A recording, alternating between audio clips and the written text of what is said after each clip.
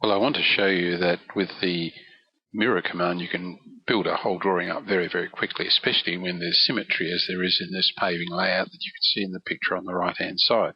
Clearly, if we can draw 1/4 of the design, we can mirror it and then mirror and copy again. Let's show you how we might go about doing that. Now, what I've done here is beginning to draw a brick, half a brick in fact, to the Australian standard, which is thinking 230 by 110. So I'll draw a line from the O-snap to the end of that line, head off in this direction, and that will be 230 mil, and then I can come back and snap to there. So I've got half a brick. I can in fact use the mirror command to make a whole brick. So we can select it and right click and mirror and snap to that end point and that end point and hold my shift key down, and that makes a complete brick with a line running through the middle. We'll leave that line there because it's going to be quite easy to remove it at a later time. Now what I want to do is to use the copy rotate command and just spin those bricks as though we were laying them down in that area. So I'll select the whole brick.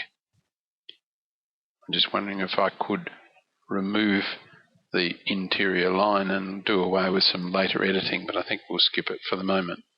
We've selected our brick and we now rotate, and we're asked for a base point, so we'll snap to that point there, and as I pull away from there I can hold my shift key down and position each brick in the point where I want it. Now I'm having a small amount of trouble because tracking's on, and my tracking angle, we talk about that in another movie, is not fine enough. So I'm just going to place these by eye as we move around, and hopefully when I get down to this point here, our half brick will be reasonably good.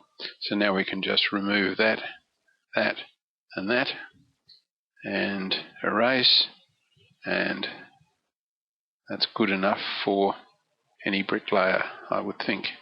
And erase, one more, and erase. Now we'll just spin out a little. We'll get rid of all those center lines now for the bricks.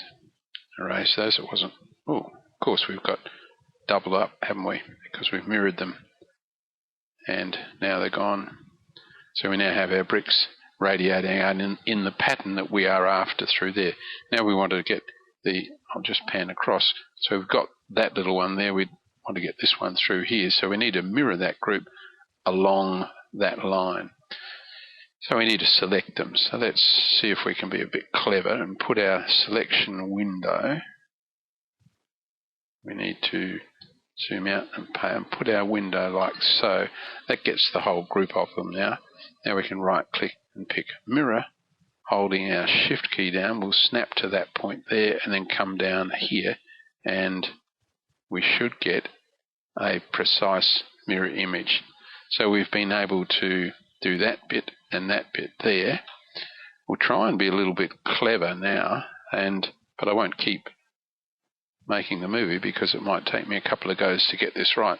But we can make a copy of this and then reflect it down and get it in here. What we're after is a zone through there. I'll stop recording and just rehearse that. Well, I made a mirror image of this one here, reflected it down there, and then reflected it again over on this side without doing without holding the shift key down. So now, and then I made a block of it. So now it's a matter of moving it from there and to that point, and then we can just mirror this again, and mirror, and holding our shift key down this time, and there, and we're done. So we've got the whole of that particular design done, and it was not going to be too much of a challenge to do a similar thing down in this area here.